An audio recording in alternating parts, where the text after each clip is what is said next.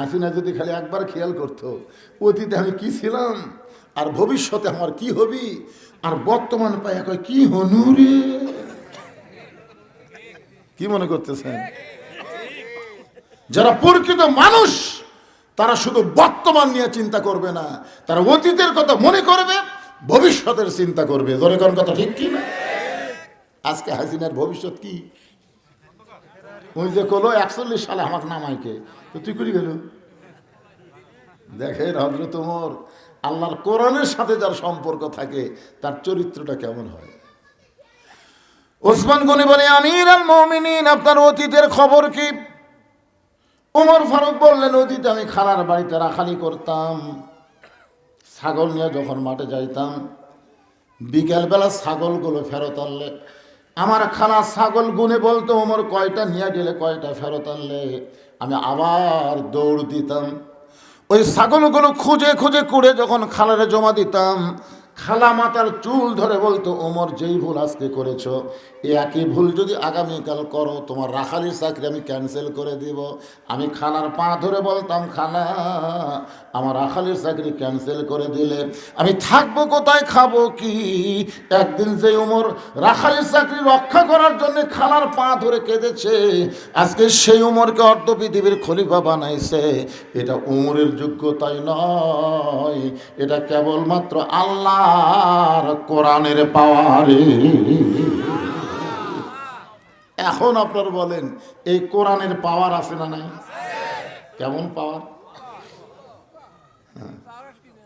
ছদ্মবেশে হযরত ওমর আল্লাহর কোরআনের পাওয়ার দেখার জন্য রাস্তাঘাটে ঘুরতে গিয়ে দেখেন, দুই পাহাড়ের মাঝখানে একটা গিরিপথ।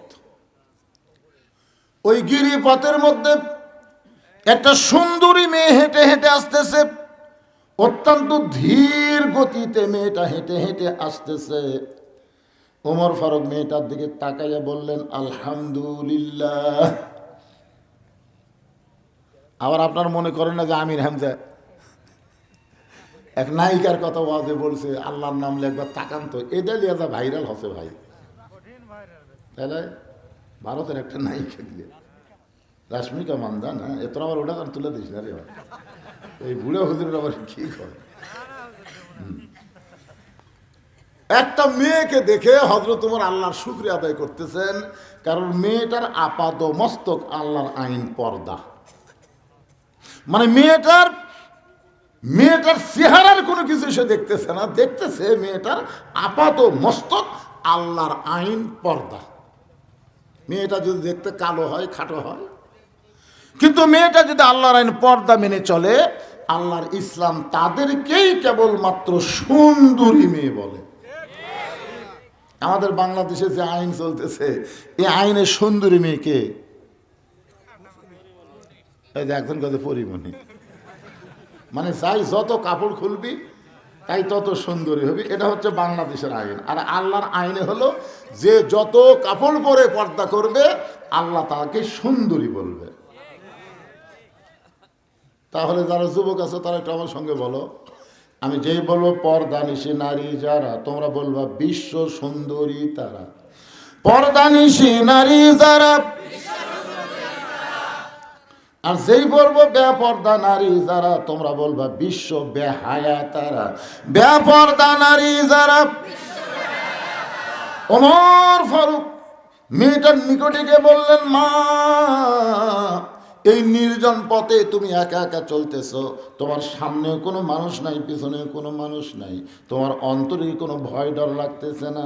মেয়েটা বলে, পথিক তুমি কি হযরত ওমরকে চেনো? মেয়েটা হযরত ওমরকে লক্ষ্য করে বলে, পথিক তুমি কি হযরত ওমরকে চেনো? যদি ওমরকে চিনতা তাহলে এরকম বেয়াসাইজা কথা বলতা না। ওমর ফারুক বলে, মা আমি কি এমন বেয়াসাইজ কথা বললাম? মেয়েটা বলে, পথিক রে, আল্লাহর কোরআন দিয়ে যখন রাষ্ট্র চলবে, আল্লাহর কোরআন দিয়ে যখন রাষ্ট্র চলবে, পৃথিবীর এক প্রান্ত থেকে আর একটা প্রান্তে একটা মহিলা মানুষ যাবে, ওই মহিলার কলিজায় কেবলমাত্র আল্লাহ ছাড়া অন্য কারো ভয় থাকবে না। সেদিন ষোড়শী। নির্জন পথে যাবে কোন জন, কটু কথা কবে না। পথে আর প্রান্তরে সম্পদের মোহে পড়ে খুন আর রাহাজানি হবে না। সবাই বলেন যদি মেনে চলি কোরআন, বলেন যদি মেনে চলি কোরআন আর রাসূলের বিধান, সকলেই শান্তিতে থাকবে। বাংলার আকাশে কলেমার পতাকা যেদিন দুলবে। কে রে দেখছেন, আমি কোয়ার আগে আর বলতেছে কে রে ভাই, এটা কে হয়? লা ইলাহা ইল্লাল্লাহু মুহাম্মাদুর রাসূলুল্লাহ সাল্লাল্লাহু আলাইহি ওয়াসাল্লাম। আল্লাহ বলতেছেন মৃত্যু এবং হায়াতকে আমি আল্লাহ সৃষ্টি করেছি। আল্লাযী খালাকাল মাউতা ওয়াল হায়াতা, মৃত্যু এবং হায়াতকে সৃষ্টি করছেন কে? কি জন্যে? লিয়াবলুয়াকুম, তোমাদেরকে পরীক্ষা করার জন্যে। আইয়ুকুম আহসানু আমালা, তোমাদের পরীক্ষার বিষয়টা হলো সুন্দর আমল। আমরা বাংলাদেশের মুসলমান সুন্দর আমল করতে চাই, কিন্তু সুন্দর আমলের পরিবেশ নাই। আমরা কিন্তু সুন্দর আমল করতে চাই, চাই কি চাই না, কিন্তু সুন্দর আমল করার পরিবেশ নেই। সুন্দর আমল করার পরিবেশ যদি তৈরি করতে চাই, তাহলে সুন্দর একটা সমাজ লাগবে। সুন্দর একটা সমাজ যদি তৈরি করতে চাই, তাহলে সুন্দর একটা রাষ্ট্র লাগবে। সুন্দর একটা রাষ্ট্র যদি তৈরি করতে চায়, তাহলে ডক্টর কামালের সংবিধান হবে না, মানুষের তৈরি আইন দিয়ে হবে না, আমার আল্লাহর কোরআন লাগবে। ধরে কোন ঠিক কিনা? সুন্দর একটা রাষ্ট্র আমরা গঠন করব কি দিয়া? আল্লাহর কোরআন দিয়া। ধরে কোন কি দিয়া? আল্লাহর কোরআন দিয়ে যখন আমাদের বাংলাদেশ চলবে। আমি শুনলাম 2 সাইটে মেয়েরা 2টা প্যান্ডেলের মধ্যে বসে আজকের ওয়াজ শুনতেছে। মেয়েরা আপনাদের চাইতে ওদের সংখ্যা বেশি। আপনার দৌড়াদৌড়ি করা পারেন, ও পাড়া ধোয়াচ্ছে, ও পাড়া যাচ্ছেন, কিন্তু মেয়েরা তো তা পারতেছে না। পারতেছে? এই জন্যে আমার মা বোনদেরকে টার্গেট করে, লক্ষ্য করে আল্লাহর কোরআন রাষ্ট্রে গেলে কোরআন কেমন, এটা নিজের চোখে আমরা একটু প্রাণ খুলে দেখবো ইনশাআল্লাহ। অর্ধ পৃথিবীর খলিফা হযরত ওমর। এক সময় অর্ধ পৃথিবীর খলিফা ছিল না, গোটা পৃথিবীর সবচাইতে বড় মাস্তান ছিল। এটা আমার আগে যে ভাই ওয়াজ করলো না, রাসূল 2টা ওমরের জন্য দোয়া করছে। 2টা ওমর, একটা হল ওমর ইবনুল হিশাম আর একটা ওমর ইবনুল খাত্তাব। আল্লাহ নবীকে হত্যা করবার যায় কোরআন শরীফের পরশ পায়া সে এমন একজন মানুষ হয়ে গেল। একদিন আল্লাহ তাআলা এই কোরআনের কারণেই তাকে অর্ধ জাহানের খলিফা বানায় দিল। আপনার বলেন তো, অর্ধ জাহানের খলিফা হওয়ার পরে তার ভিতরে মনে হয় কোনো অহংকার হয়েছিল? মসজিদের মেম্বরে বসে তিনি নিজের গালে নিজে চড় মারতেছেন, নিজের গালে নিজেই, ডান হাতে ডান গালে, বাম হাতে বাম গালে চড় মারে। এমন সময় ওসমান গনি বলি, আমির আল মুমিনিন, আপনি কি পাগল হয়ে গেলেন? নিজের গালে নিজে চড় মারেন। ওমর ফারুক বলে, ওসমান, আমার নফস আমাকে ধোঁকা দিয়েছে। মিন শাররিল ওয়াসওয়াসিল খান্নাস, আমার ভিতরের শয়তান আমাকে ধোঁকা দিছে। বলে কি ধোঁকা? বলে ধোঁকা হলো আমি নাকি অর্ধ পৃথিবীর খলিফা। তো ওসমান গনি বলতেছে ঠিকই কথা তো। ওমর কয়, ওসমান, শয়তান খালি আমাকে বর্তমানের কথা শোনাচ্ছে রে, কিন্তু আমার অতীত আর ভবিষ্যৎ কি? নর্মালে না সিজার? বুঝতে পারেননি?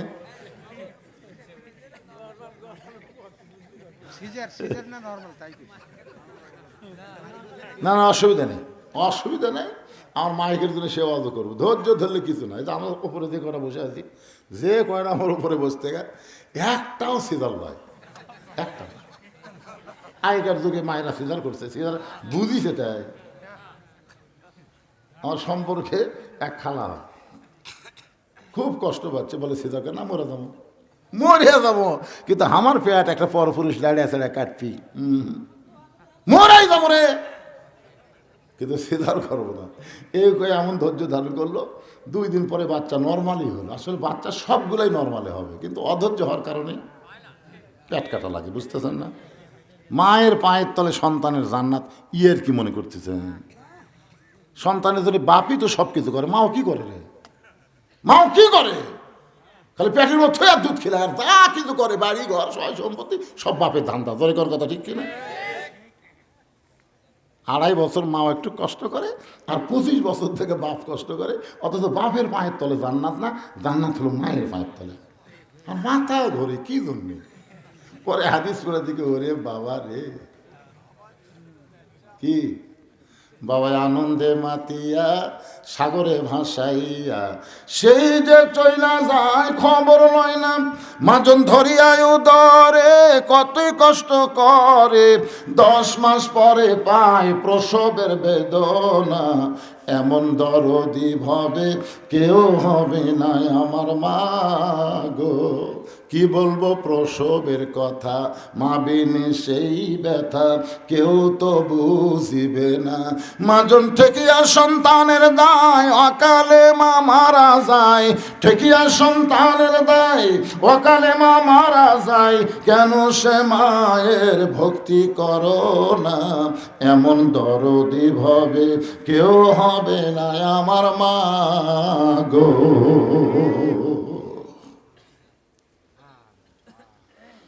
মেয়েটা বলে পথিক, হযরত ওমর আল্লাহর কোরআন দিয়ে যখন রাষ্ট্র চালায়, তখন থেকে একটা মহিলা একটা প্রান্ত থেকে আর একটা প্রান্তে যখন যাবে, তার কলিজায় কেবলমাত্র ভয় থাকবে কার? ওমর ফারুক বললেন, মা তুমি যে ধীর গতিতে চলতেছ, তোমার চলা দেখে মনে হয় তুমি একজন দুঃখী নারী। একটা ভালো সুস্থ মানুষ তো এইভাবে চলবে না, তোমার চাল চলন দেখে মনে হয় তুমি একজন দুঃখী নারী। মেয়েটা বলে পথিক, আমি আসলে একজন দুঃখী নারী। আজকে 6 দিন হলে হযরত ওমরকে আমি খুঁজে বেড়াই, আসলে আমি একজন দুঃখী নারী। আজকে 6 দিন হলে হযরত ওমরকে আমি খুঁজে বেড়াই। উমরের চোখটা দর দর করে পানি পড়তেছে, কারণ উমর খুঁজবে দুঃখী মানুষকে, কিন্তু দুঃখীরা যদি উমরকে খোঁজে তাহলে জাহান্নামত যাওয়া লাগবে। ওমর ফারুক যখন বিবির কাছ থেকে উঠে যাবার চায়, বউ হাতটা ধরে বলে, কোথায় যাবেন? বলে, আগে তোমার স্বামী ছিলাম, সব সময় তোমার কাছে থাকতাম গো, কিন্তু যেদিন থেকে মদিনার খেলাফতের দায়িত্ব পাইছি, সেদিন থেকে আর ঘুমান যাবে না। গোটা এলাকার মানুষকে দেখতে হবে কে কেমনে আস। বিবি ফোরাতের কোলে যদি একটা কুকুর না খায় মারা যায়, হাসরের ময়দানে আল্লাহ উমরকে ছাড়বে না। মেয়েটা বলতেছে, 6 দিন হলে উমরকে খুঁজতেছি, আমার বিশ্বাস আর 1-8 দিনের মধ্যে উমরকে আমি পেয়ে যাব ইনশাআল্লাহ। ওমর ফারুক বলে, মা তুমি কি আসলে পাগলি হয়েছো নাকি? উমর হল পৃথিবীর খলিফা, সেই উমরকে যদি পাওয়ার চাও তাহলে বঙ্গভবনে যাও, গণভবনে যাও, সংসদ ভবনে যাও, এগুলা জায়গাত না যায় তুমি 2 পাহাড়ের মাঝখানে উমরকে খুঁজতেছো। উমর কি গরু ছাগল নাকি? মেয়েটা বলে, পথিক তুমি জানো না, আল্লাহর কোরআন দিয়ে যখন রাষ্ট্র চলবে তখন নেতা খোঁজা লাগবে না, নেতারাই দুঃখী মানুষকে খুঁজে বেড়াবে। লিল্লাহি তাকবীর। এই কোরআন দিয়ে যখন বাংলাদেশ চলবে, একটা নেতা খোঁজা লাগবে না, নেতারাই দুঃখী মানুষকে খুঁজে বেড়াবে। জোরে কোন কথা ঠিক কি না? আপনারা জানেন, এ কোরআন দিয়ে যেদিন বাংলাদেশ চালু হবে, সেই দিন একটা গরিব মানুষকেও ধনী মানুষের বাড়ি যাওয়া লাগবে না, প্রত্যেকটা ধনীরা গরিবের বাড়ি যাবে। ভাই ও ভাই, সোনার ভাই, আমার শতকরা 2.5 টাকা তোর রে ভাই, আমার 1 লাখ টাকার মধ্যে তোর 2.5 টাকা রে, আমার 1 কোটি টাকার মধ্যে তোর 2.5 লাখ টাকা ভাই, আমার 100 কোটি টাকার মধ্যে তোদের 2.5 কোটি টাকা ভাই। তোরা টাকা না দেওয়া পর্যন্ত আমার জান্নাত যাওয়ার কোনো রাস্তা নাই। প্রত্যেকটা ধনী মানুষ জাকাত দেওয়ার জন্য গরিবের দরদার দরদার যাবে। আর অনেক গরিব আছে ইয়া কানা বুধু ও ইয়া কানাস্তাইন, তারা আল্লাহর ইবাদত করে, আল্লাহর কাছে সাহায্য চাই, তারা জাকাতের টাকা ঘৃণা করে। অনেক গরিব আছে। আমার এক দাদা আছে, মারা গেছে এখন। ওই রোজা যখন থাকতেছিল, কেউ এসে তো ইফতারির দাওয়াত দেয়, তখন দাদা কয় সারাদিন না খেয়ে তোকে সব দেবো না, আমি ইফতার করবো আর যাবো না। তা আমি যখন মৌলানা হলাম, তখন দাদাকে বললাম, দাদা ইফতার করলে সবের কমতি হয় না। দরকার হলে পানি খাই ইফতার করবো না, তা পরের বাড়ির যাই ইফতার করবো না। মানে এমন বুঝ একটা বুঝিছে। বাংলাদেশে এমন অনেক গরিব মানুষ আছে, যদি আপনি বলেন ভাইরা জাকাতের টাকা নেন, জাকাতের টাকা নেব না, মনে করে জাকাত হলো মালের ময়লা। মালের কি ময়লা, তো লিভার চায় না। এক ব্যাগ টাকা গেলে 7 দিন ধরে ঘুরতেছে, একটা গরিবও দরজা খোলে না। আরে আল্লাহ গরিব করলে ভালো হতো, আল্লাহ ধনী হইয়া খালি ফকিরের মতন ঘুরতেছি, একটা গরিবও জাকাতের টাকা নেয় না। মনের দুঃখে মরুভূমির মধ্যে গেছে, দেখি তো গরিব পাই কিনা। যায় দেখে গাছের ছায় একজন বস্তা মাথার দিয়ে ঘুম পাড়তেছে, ব্যাগ আলা সালাম দিচ্ছে, আসসালামু আলাইকুম ভাই। বস্তালা মাথা তুলে বলতেছে আলহামদুলিল্লাহ। ব্যাগ আলা কয় দিলাম সালাম, তুই শুকরিয়া আদায় করিস। কয় 15 দিন হলে 1 বস্তা টাকা নিয়ে ঘুরতেছি ভাই, এখন পর্যন্ত গরিব নাই। আপনি জানেন জাকাত ভিত্তিক অর্থনীতি যখন বাংলাদেশে চালু হবে, এই বাংলাদেশের গরিবের দরজা বন্ধ করে আল্লাহর রহমত বরকতের দরজা খুলে দিবে। জোরে কোন কথা ঠিক কি না? অনেক গরিবদের ভুল বুঝাবে, 100 টাকার জন্য ভোট আর এক জাকাত মারবি না, বলে সব ধান্দা বাদ দেন তো। আগামীতে আমরা আল্লাহর কোরআন বাংলাদেশে চাই। জোরে কোন ঠিক কেন ভাই? চেষ্টা করেন। ওমর ফারুক বললেন, মা তুমি সেই উমরকে খুঁজতেছ, আমি হইলাম সেই উমর। যেই বলছে তুমি যেই উমরকে খুঁজতেছ, আমি হইলাম সেই উমর। সঙ্গে সঙ্গে মেয়েটা বলতেছে, আপনি যদি সেই উমর হন, তাহলে চোরের মতন একা একা কেন ঘুরতেছেন? আপনার কি কোনো চান্স নেই? আপনার বলেন তো, আল্লাহর কোরআন দিয়ে যখন রাষ্ট্র চলবে, তখন নেতাকে চামচা থাকবে? কেন থাকবে না? আল্লাহ জানে। জুমার দিনে হযরত ওমর খুতবা দিচ্ছেন, খুতবা জুমার দিনে। মাঝখান থেকে একজন সাহাবী দাঁড়িয়ে বলতেছে, আমিরুল মুমিনিন, আপনার খুতবা শুনবো না। ওমর ফারুক বললেন, আমার দোষ? বলে আপনার দোষ হল আমাদেরকে খাটো পাঞ্জাবি দিয়ে আপনি লম্বা জুব্বা পরে খুতবা দিচ্ছেন। আমাদেরকে খাটো দিবেন, আর আপনি লম্বা জুব্বা কোথায় পেলেন? আগে জুব্বার কথা কন, তারপর ওয়াজ করেন। দেখছেন, আমাকে কোনো এমপি যদি, কোনো মন্ত্রী যদি এরকম কেউ লোকমা দেয়, উনি থাকবি ওর 14 গোষ্ঠী ফেরত যাবি। জোরে কোন কথা ঠিক করে। ওমর ফারুক মুচকি মুচকি হাসতেছে, আর চোখের পানি 2 চোখ দিয়ে পড়ে যাচ্ছে। চোখ দিয়ে পানি পড়তেছে, আর মুখটা মুচকি মুচকি হাসার কারণ হলো, আল্লাহ তোমার কোরআন যখন দুনিয়াতে চালু থাকবে, নেতা ভুল করলে মুসল্লি পর্যন্ত লোকমা দিবার পারবে। এমন সময় আব্দুল্লাহ ইবনে ওমর, ওমর ফারুকের ছেলে আব্দুল্লাহ ইবনে ওমর বাবার পাশে দাঁড়ায় বলতেছেন, রে নবীর সাহাবীরা, তোমরা খাটো পাঞ্জাবি হলেও তো নতুন কাপড় পরে নামাজ পড়তে আইছো, আমার পরনে তাকায় দেখো, আমার পরনে কিন্তু নতুন কাপড় নাই।